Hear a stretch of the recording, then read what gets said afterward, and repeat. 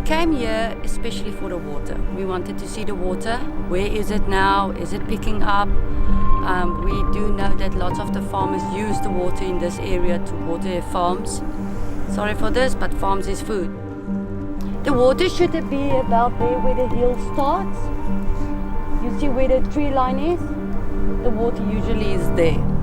But unfortunately it hasn't picked up much yet. So our greatest concern is we're going to sit in a drought again, and it's going to be worse than the summer past. We still notice there's no water. We see the rain, yes we do, but it's not enough. Not for the amount of people that live in Cape Town. It's usually much fuller, much fuller.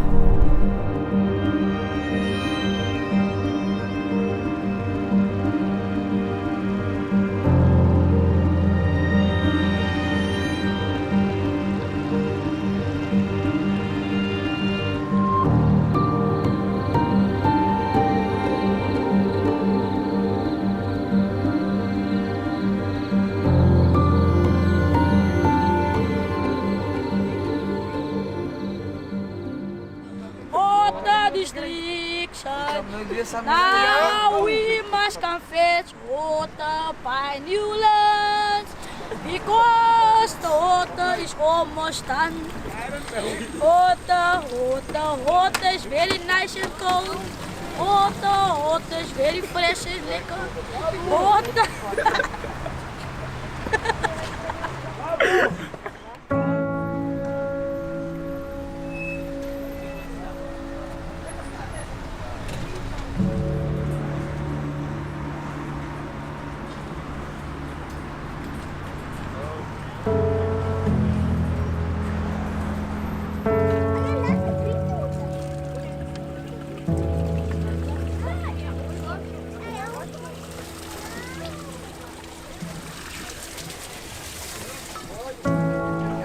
Every day, people in Cape Town stand in a queue to collect water. They can spend hours and hours before their turn arrives, just to fill a tank with 50 litres of water. For about 2 years, a severe water shortage has been striking the Western Cape, and the level of dams has dramatically lowered. We need water for our environment, like drink.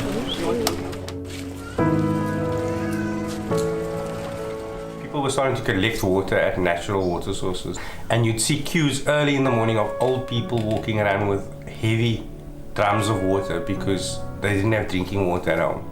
And a lot of people that have households of more than 3 were trying to avoid having the water cut off in the daytime. And driving as far as 15 kilometers away from this area to get 50 liters of water, you could only take 2 drums, which is 25 and 25, which is 50. So those kind of things became very difficult, and people started stocking up on water. Water also has become very expensive, bottled water in Cape Town. Water is a heavy commodity. It's not something you can easily transport. It's not something you can say, okay, you know, for example, if it gets to the point where they switch our taps off, and we are allocated 50 liters per person, we 5 people, so that's 250 liters we will get for the day. To transport 250 liters of water is no joke. So what about the people that don't have cars? And the space it takes up to store. I mean, those cans are not small. Yeah. Most people won't have the space to store water. And a lot of people in Cape Town, the poorer people in Cape Town, don't have cars. So how are they going to transport 100 kilograms of water every day? We're fortunate, we've got a 4x4 that we can put full of water. But I mean, the average person can't travel in public transport, can't travel in taxis with 100 liters of water with them. And if you look at the logistics behind it, so how does that work for the average family? You have to leave and go fetch water, one of the parents, and then go back to work the next day and do the same thing again. So how's that logistically going to work also in terms of us as a population? How are we going to actually collect water after work? Is work going to give us time off? So those kind of things, it leaves a big void, and it leaves a lot of questions to be answered, and it's also very scary because we don't know how the logistics will work the day that our taps do get shut off. How will we get drinking water? So, and I mean, for the people that can't afford to go into Woolworths or Pick n Pay and buy water, what are they going to do? Water is essential for everyone in everyday life. We use water for drinking, washing, cooking, and also for watering plants. Are we really aware of how much water we use? To flush the toilet, you need 10 litres. When you stay under the shower for 10 minutes, you're using 100 litres. For a standard wash, the dishwasher consumes 30 litres, and the washing machine uses 60 litres for cleaning your clothes. If we sum all of these activities, we consume about 200 litres of water per day, which is 4 times more than Cape Townians' consumption, using 50 litres per day. How much water is 50 litres? You can have no more than a 2-minute long shower, flush the toilet just once, do the dishes instead of using the dishwasher, brush your teeth without leaving the tap on, and a few other things, such as cooking and cleaning the house.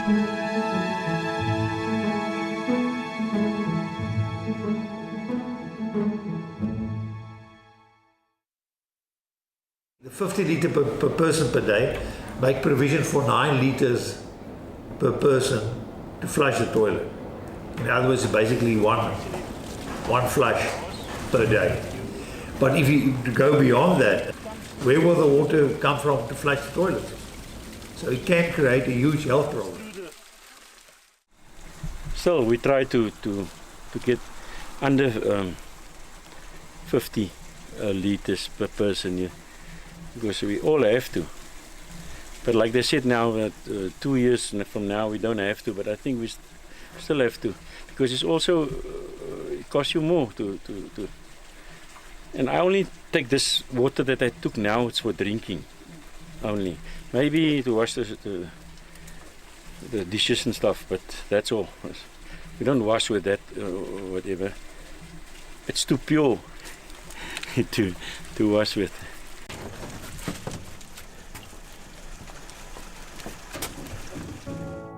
Day zero will be chaotic, and we must at all costs avoid that.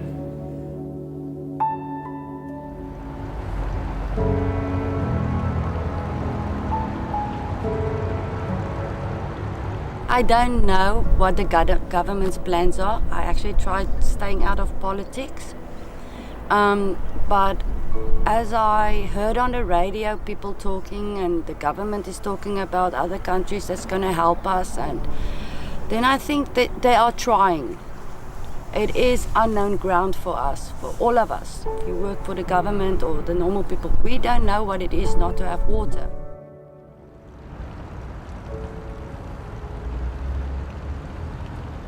So dams are an obvious way and probably in the long term the cheapest way of storing large quantities of water. We've got a little less water than what we had in 2015. And if we project that towards the end of October, the end of our hydrological year, we should have about 65%. That's about danger zone, because from the end of October, we enter this long, hot, dry summer. Well, we've still got a period of uncertainty, so we have still got a couple of months to go. The next 6 to 8 weeks are going to be quite crucial. Our dams fill up at about 2% every week. We've been lucky that they've filled up over the last 3 weeks, each week between 5 and 6%, which has been quite remarkable. We have a high pressure system called the Atlantic High Pressure System, and that system is what really dominates our weather patterns. And during the winter time, that high pressure system migrates further northwards, or at least it should. It hasn't moved northwards towards the equator at all. It's raining out to sea. We can see them there. We just can't bring them into the land where we need them. And we don't really know why that Atlantic system is dominant. It's possible that the ocean is, through warming of the global temperatures, the oceans are warming, and it's causing the dominant effect for this high pressure system to be sitting there for so long. Temperature in the Western Cape region here seems to have risen by about 1.2 degrees Celsius. And in the next 30 to 50 years, that temperature can equally rise.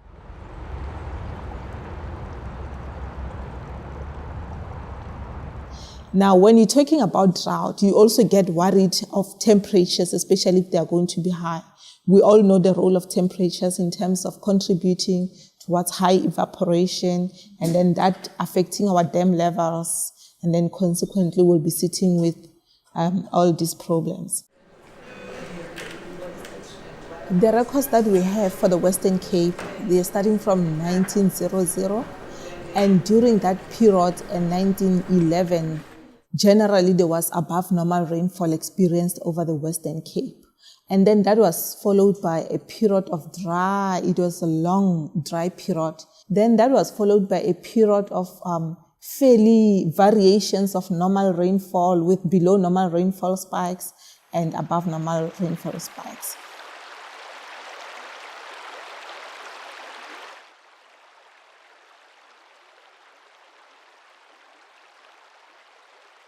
Average annual rainfall for the Western Cape is just over 500 millimeters. And in 2017, we had nearly close to 350 millimeters. And currently, we're sitting at around 200 millimeters for 2018. We are not even halfway to that 500 millimeters. We're still way below our average annual rainfall. So that is quite worrying that we have entered this dry period, and it seems we're still in the beginning, and it may actually continue for some extended period.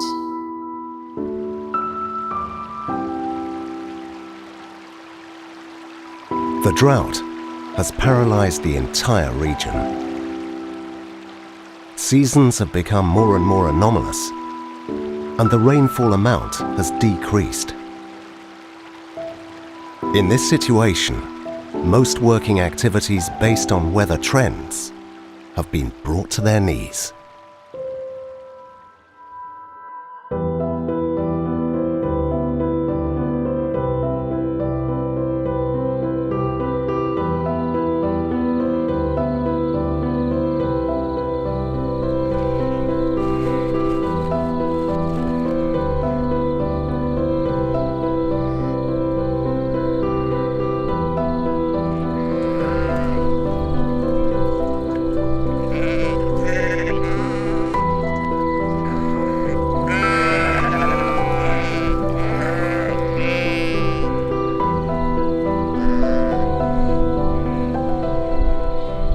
Ek dink dit is die eerste droogte in mensenjegenis. Die laaste 100-120 jaar was dit nog nooit so droog soos nou nie.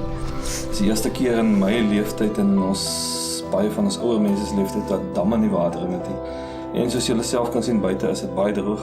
Daar's niks vir die diere om te eet nie. Elke krieseltjie kos wat die diere kry moet ons vir hom aanry, meng, gee elke dag, 2 keer 'n dag kry al die diere kos om net te oorleef. Ek meen ons is besig met 'n oorlewingsstryd met die diere ook nog.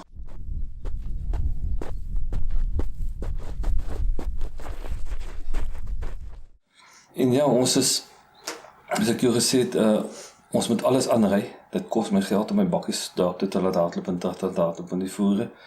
En waar ons in 'n kuddeboufase moes gewees het nou na verlede jaar se droogte, skaal ons nou nog meer af. En so ons pomp al die water onder die rivier uit vir die diere.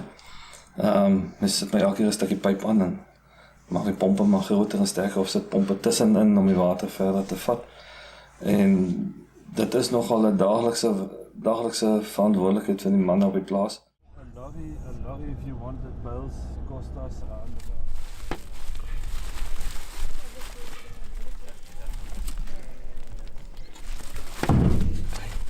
Daar is ongelukkig baie boere wat nie meer kan bekostig om te voer nie. Dit is so. Dat is dele wat baie diere doodgaan. As gevolg van die droogte. En dit is tragies dat dit gebeur. Dit is regtig tragies dat dit gebeur. En as ou nie geld het nie, dan kan jy nie kos koop nie. Dit is nou maar so.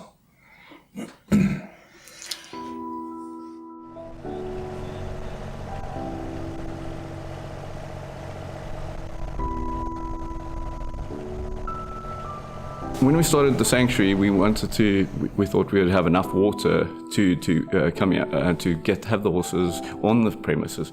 When the dried up, now we have to go 3 kilometers, as you saw, up and down, go get the water, which is diesel. It's time. We have to basically nearly pay one person to drive up and down for the day to get water.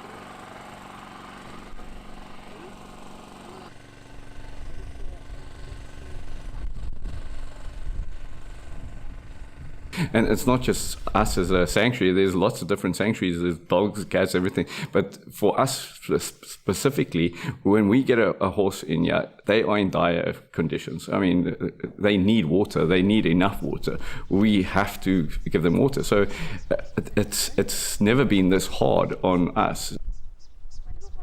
This all used to flow from at the top and go right through, right down to the bottom. All those dips that we went through, that was all full of water. Now, as you can see, this dry. After all the rain we've had, you can't even see a little bit of growth or anything here. Yeah, it's bad.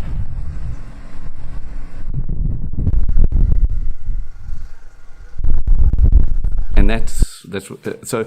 If we can't grow and if we don't have water, it's so hard, and we can't stop rescuing. There's so many people that need our help that don't have water either, and they can't look after the horses because of it. So the horses suffer, animals suffer, we suffer. People really don't understand how severe it is.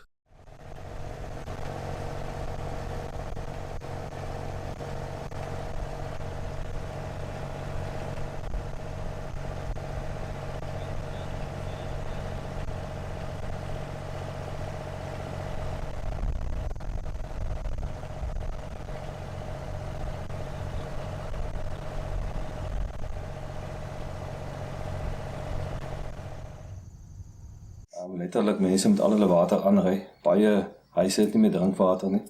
Hulle ry water van die dorp af aan. Baie boere het geen water op die plaas en hulle kry by mense wat fonteine het op hulle plase, gaan haal hulle water. En soos een boer gister my sê, as die fonteine opdroog, waar kry ons dan water? Dan het niemand water. So dit raak 'n groot probleem. Kos kan ons koop, maar water kan jy nie koop. Daar's altyd plekke in 'n land wat goeie kos het, maar water is beperk. So dit is regtig 'n groot probleem vir ons. Dit kos ons baie geld op die oomblik. Al die voere moet gekoop word, soos ek al gesê het. Ons kan nie ons kuddes vergroot nie. Eintlik verklein ons kuddes. Ons hou net die kernkudde oor waarmee ons boer, net die beste oeye, die beste koeie op die plaas oor. Om 'n voorbeeld te gee, ons het so plus minus 50 beeste gehad. Ek dink is nou 20 op die plaas oor, soos ons maar minder gemaak het. Skaapgetalle hou ons redelik konstant. 'n Skaap drink nie so baie water en eet nie so baie nie, so dit is makliker om te voer en intensief om te boer is met 'n bees. Jy moet 'n bees met jou infrastruktuur baie goed ingerig wees om dit te doen. Skaal ons nog meer af. Ek kan vir jou algemeen die Weskaap het so 2 miljoen skape. En die kudde is so 30% kleiner, is so 600,000 skaap minder op die oomblik in die Weskaap as my somme my nie in die steek laat, jy moet dit so 600,000 skaap nou minder wees. So dit het regtig 'n groot effek op die hele bedryf. Dis nou maar geskatte getalle wat ons kry. Ons probeer so akkuraat as moontlik wees, maar hy gaan nooit regtig akkuraat wees nie. Maar ja, dit het 'n groot finansiële invloed ook so. Die verlies aan die skape is 1.8 biljoen rand. As jy die BTW daarop gaan werk, is dit baie geld wat die staat verloor. Ek dink is so 384 miljoen, as ek so vinnig my somme my in die steek laat, jy kan dit self gaan uitwerk. En die wol is nog 'n groot effek, wat ons nou minder wol skeer. Dis baie geld wat daar minder inkom, is ook 'n paar 100 miljoen.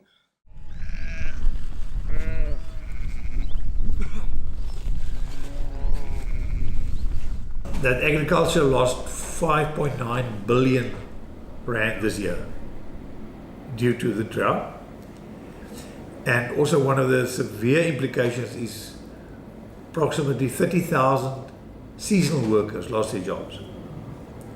And remember, those people, they're not permanently employed, but they, over the years, they've grown accustomed to having a job for 5 or 6 months of the year, harvesting or picking vegetables or planting vegetables or whatever they're doing. And that was part of their survival, that 5 or 6 months. And now all of a sudden, there was no water to plant vegetables. There were very reduced number of fruit that had to be harvested, or grapes that had to be harvested. So about 30,000 people actually had no income or very, very reduced income. And now I think about the socioeconomic impact of that. You know, you cannot tell a sheep, we're going to reduce your water by 50% now. You know? A tree still requires a certain amount of water. As soon as you start giving it less water, something will happen. You will have smaller fruit, which the price drop, you can't export it, or you will have no fruit at all.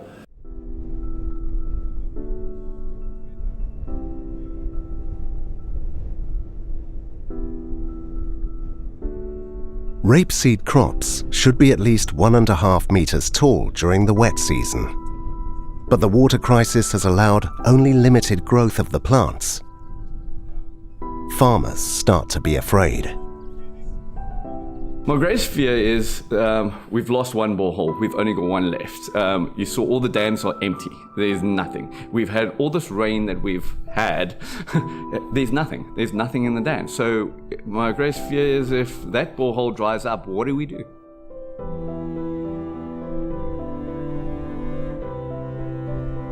We don't know how much water's left there. So when that water's finished, it's finished. And then we got nothing. We got nothing on the property, and that is a very scary thought. I've never seen it ever this bad, ever.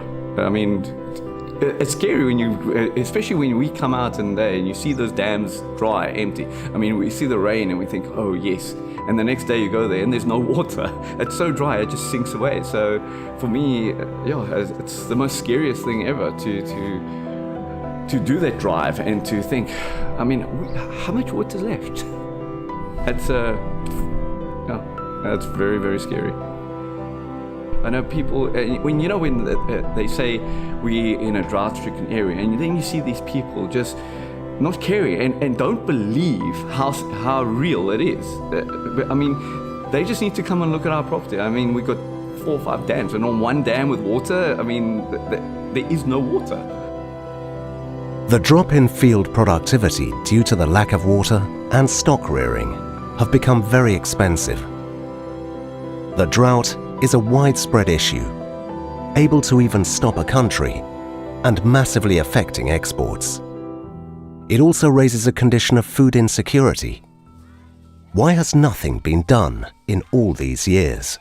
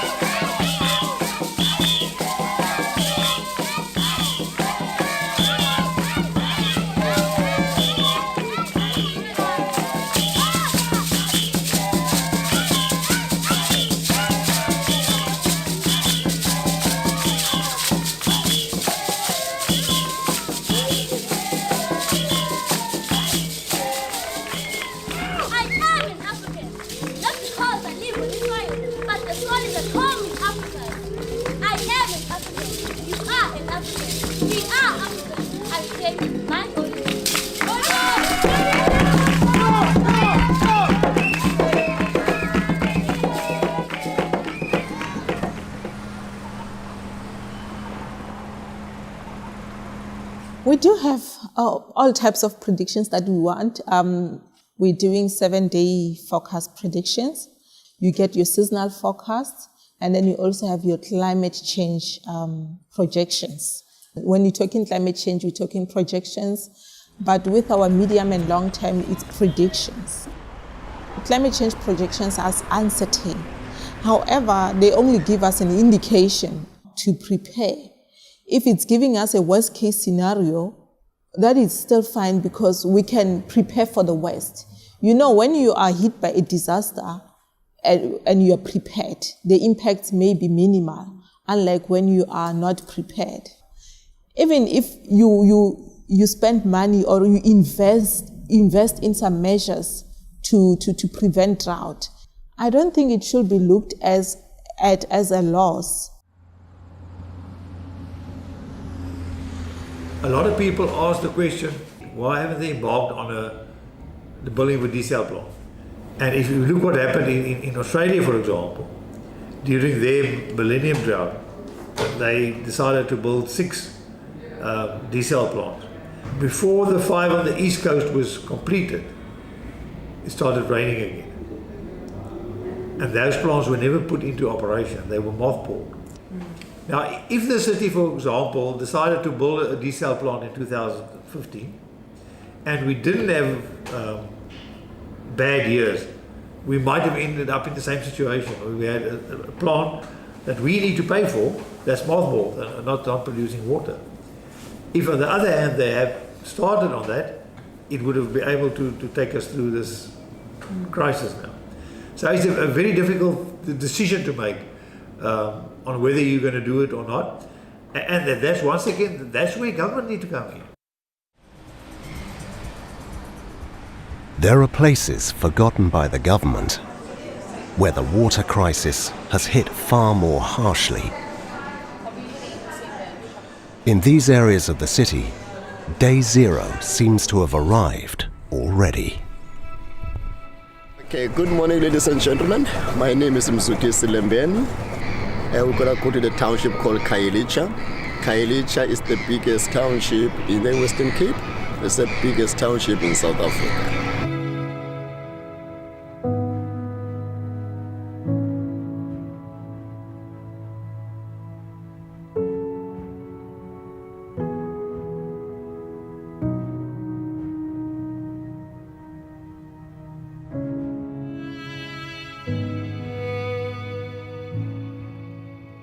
The population of Khayelitsha in 2016, they said in Khayelitsha we are plus minus 2.5 million people.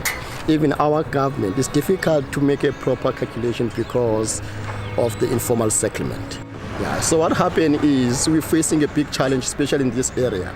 This area we call Harare, the RP Highway. We call Harare. Water sometimes is a big challenge because most of the local people, they need to go to the one tap and they make a long queue. They're carrying about 25-foot buckets. And yeah, it's very challenging, and also in terms of the restrooms, it's very hard for them as well. As we know that in Cape Town, they say we're facing a big challenge with water.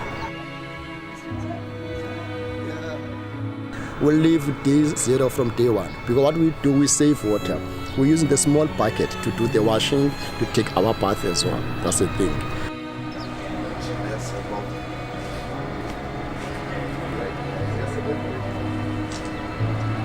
I go there every day, sometimes pick up 3 buckets, but it's not always clean. Sometimes it's dirty, you see. Then we have to boil it before we use it, before we drink it. And the tap, when we open the tap, the water becomes so slowly. It comes slowly. Sometimes it's a long queue. Almost everyone, more especially on Sunday. Today, there's going to be a lot of buckets there on the tap, and all of us will wait there. Sometimes if you are waiting there in the queue, you get your water after an hour or 2 or so. Website there. It's nothing coming, man.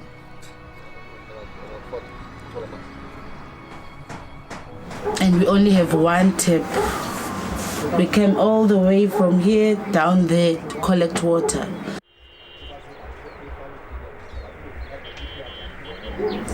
Actually, I don't know. I thought maybe the rain was going to help, but it seems as if it will always remain like this. We'll have it coming out slowly out of the tap. So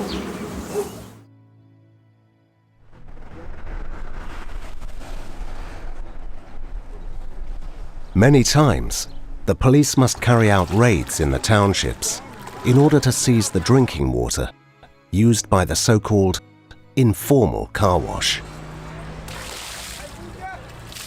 We're facing a problem with the car wash because some of the car wash, they need to have to close because they use water. But the sad part is now, if you close the car wash, and then it's very, very bad for those small boys that do the car wash because they do that for living to support their families. If you close the car wash, it means now the crime in the township will be a little bit high.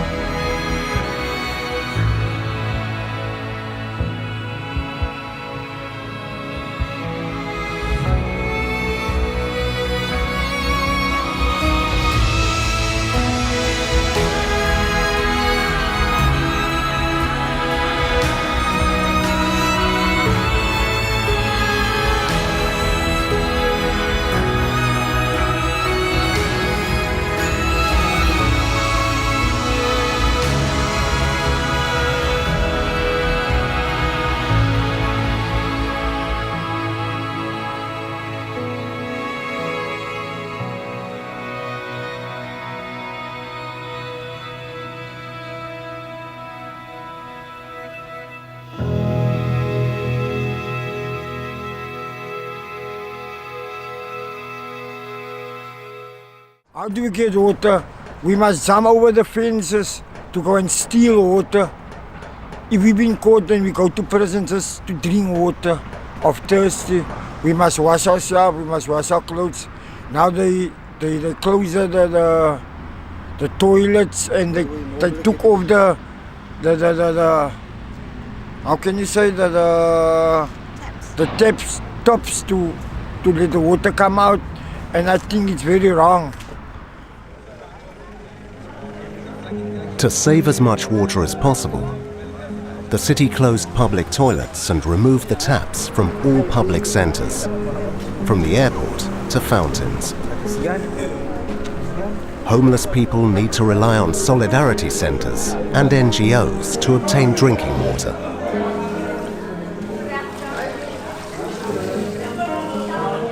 And the homeless are categorized as a vulnerable group. They are a vulnerable group. They are the vulnerablest of all. They are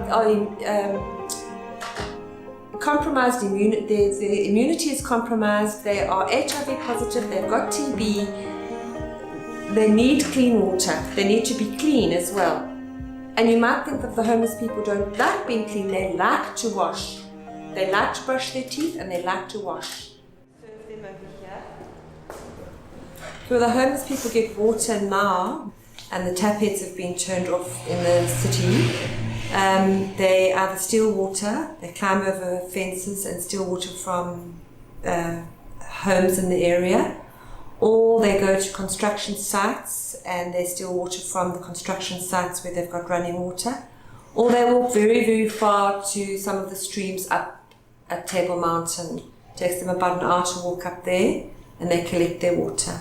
I have seen some of the homeless actually taking water from lifting up the sort of steel things in the ground and lifting those up and stealing water from the municipal outlets. They've been told they cannot take water from there because they found dead rats in that water, so that water is contaminated and really quite dangerous for them to drink. And it's linked to the community port. And if they work in the garden, they get a token and they can pay for their food with a token. So it's all linked.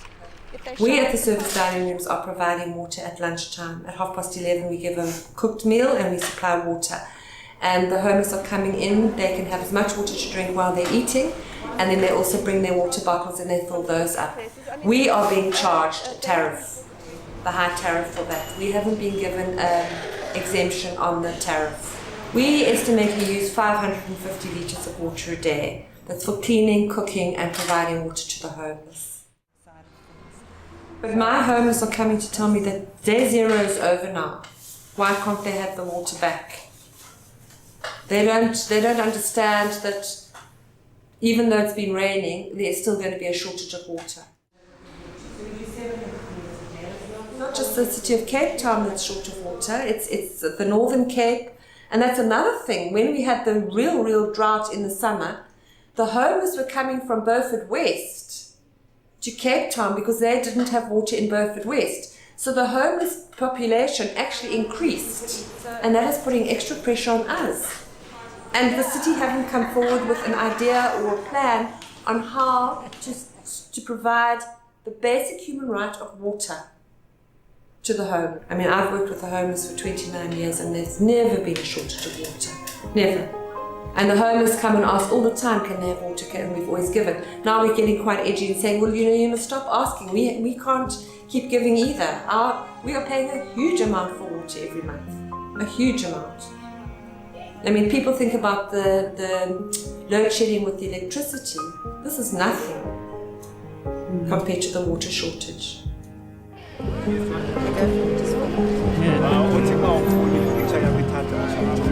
Don't take it from Jackie Vicky, hello.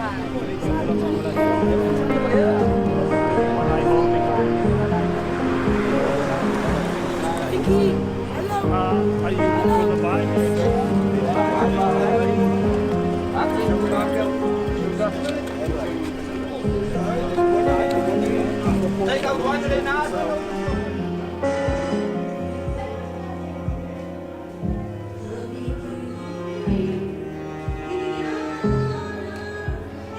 When there's a crisis, it is important to maintain the spirit of sharing towards the weakest.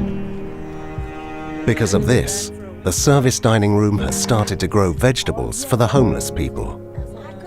The supermarket nearby gives them a hand collecting the scraps from air conditioning so they can water the garden.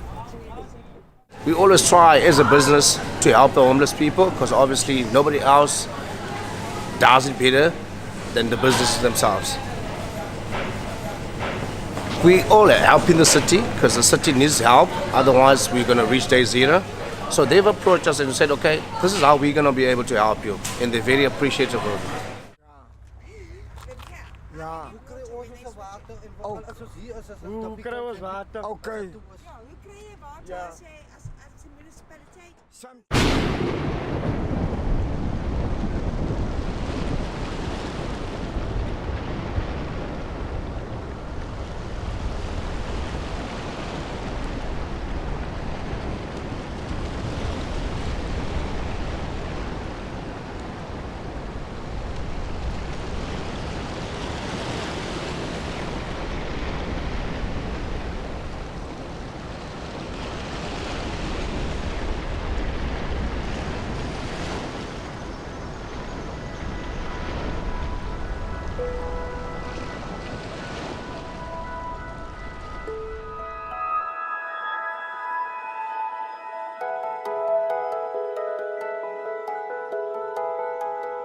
Rain has been unexpected and has brought relief to citizens who carry on maintaining a moderate use of water, avoiding every possible waste. It is incredible how it's possible to save water just by modifying a few small daily routines.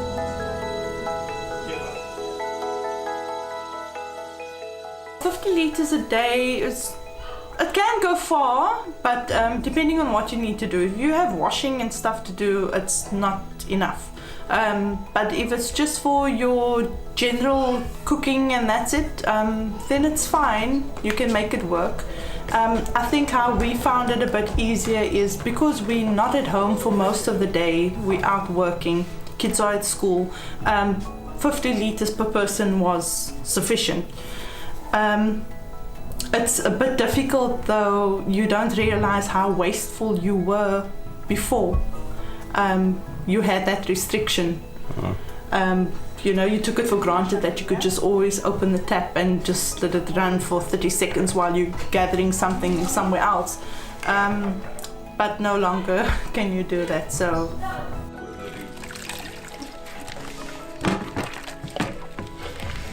And 350 litres isn't a lot of water, because if you think of this way, an average geyser, which is a hot water cylinder in a home, uses 150 litres. to 200 litres. So there you've only got 150 litres left of drinking water, flushing water, washing up water, washing clothing water. So 350 litres isn't that much water, especially if you're an average family of 3 or 4. Then 350 litres is not a lot of water. And even 50 litres per person, we're a family of 5. We've got a baby, so baby needs bottles made, baby needs clothes washed. We've got kids that do sports at school, they need their clothing washed because they've got soccer and rugby and cricket. We've got clothing that needs to be washed. We need to flush, coffee, tea, basic things. So 50 litres a person is not a lot of water. This is fine for the smaller dishes that we're doing, it's good enough. Or just wash up here. Otherwise, when we do have a lot of dishes, like when I'm cooking, then what we do is we'll use the dishwasher, because on eco mode it uses less than 5 litres of water for the wash. We select eco. It's difficult to save water when you've got 3 children, so what we try to do is, especially with our older kids, is instead of wearing something once, we would ask them to wear it twice if it's clean, and then we try to do washing maybe once a week and just have one laundry day where we just do everything. So in the toilet systems, we've put bricks to basically displace from the water in the toilet system, so that instead of using 9 litres to fill up the system, we're only using something like 4 litres, which is more than enough to flush. So you can see we've got some more. So it's just normal garden bricks that you take and you break up and you put it in the toilet system. Also, you just need to be a bit more diligent with how much times you flush and how many times you actually need to flush. There's a saying going on in Cape Town also now with flushing, because flushing uses a lot of unnecessary water when people overflush.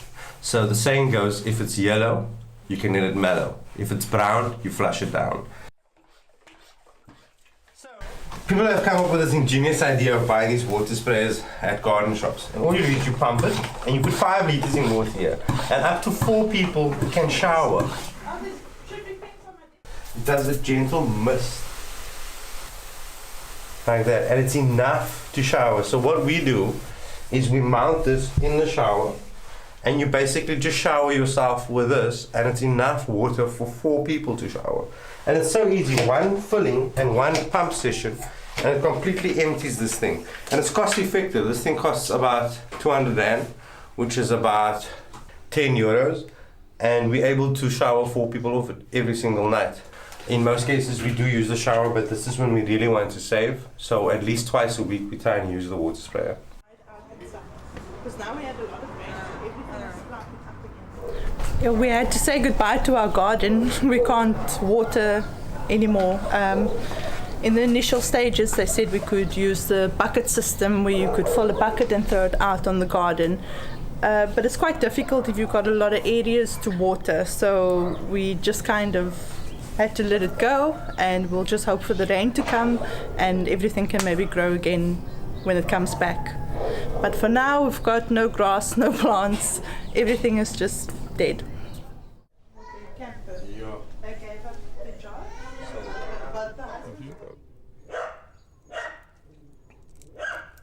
People are giving up on their gardens at home. They've been wrecked by the drought. And in that sense, we are going the wrong way around in terms of trying to cool down the city. We are raising the thermal temperatures around the city. And that's a real danger. That's not a climate change strategy. That is one which is putting us faster and faster into a climate change, or at least a local change in our weather patterns, in our microclimates that are around the city. It's about inviting vegetation into your home. Saving water is about growing the rain. How do we do that? And in a microclimate, you can, through vegetation, cool down the surface, and you'll get much greater condensation and water available for both the plants and also for the soils. So, we need to probably get the message out. How do we grow the rain? And you grow it by building your gardens and keeping vegetation in your gardens and in public open spaces. The efforts of everyone have contributed to put off day zero. The rigid model of restrictions is probably what has saved the city. Cape Town won't run out of water, but its citizens cannot return to old habits.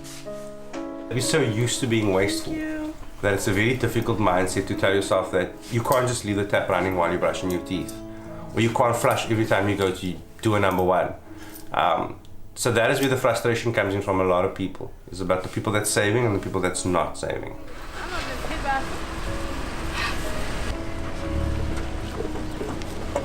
I can't go to a foreign city and I know there's a plight for hunger, but I'm throwing food away. So if you're coming to Cape Town and you know that there's, and I mean it's all over the news, and it's when you're driving from the airport you see all the signs that says save water.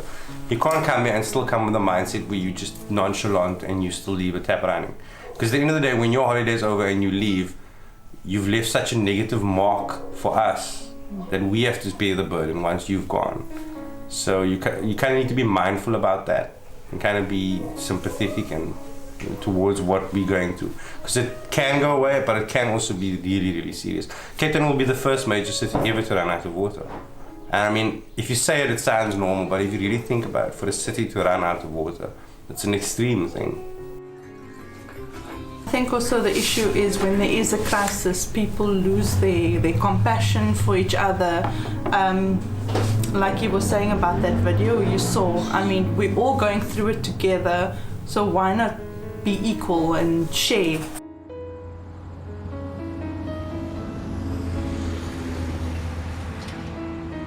Hence the issue of, I think, educating the public. That should be priority for the government to do. Because if people are still confused about what is happening, chances of them taking those preventative measures are quite minimal now. So if we educate them, that will really assist. Yeah, I think especially with the recent rains that we had, when you're looking at the group of ignorance people, they believe, no, we got a lot of rainfall, there was floods even, and then now they will eventually start misusing water, whereas it's actually not the case. We did get floods, we did have heavy rain events, but still we are not even halfway where we're supposed to be. We're still sitting with a huge crisis here. The whole idea of standing under a nice hot shower for 10-15 minutes, it's ridiculous. And we must move away from it and never ever return to that again, even if your dams are overflowing. The new term people very often use is the new normal. The things we're doing now should become part of our life in future. Okay, you will be a little bit relaxed maybe, but not go back to the old ways of dealing with water. Last week I did a presentation to 200 children in school. And I said to them, okay, you're supposed to brush your teeth 2 times a day.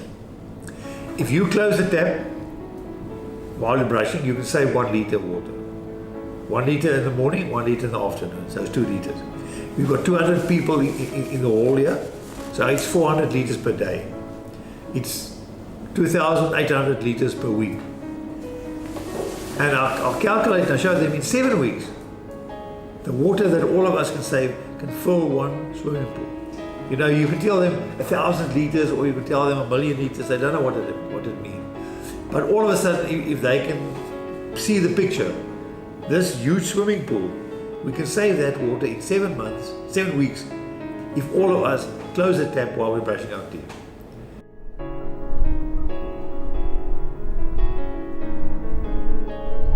Cape Town will be the first big city in the world that run out of water. But I think there's currently about 7 or 8 big cities, exactly the same position. So it's not only limited to South Africa.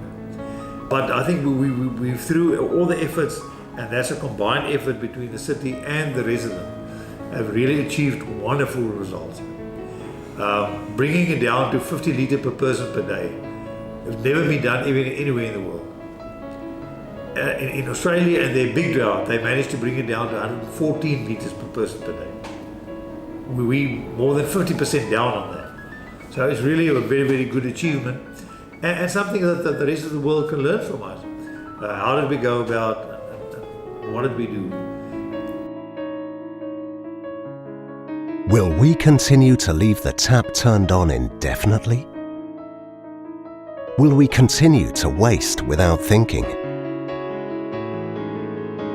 Water is the most precious resource we have.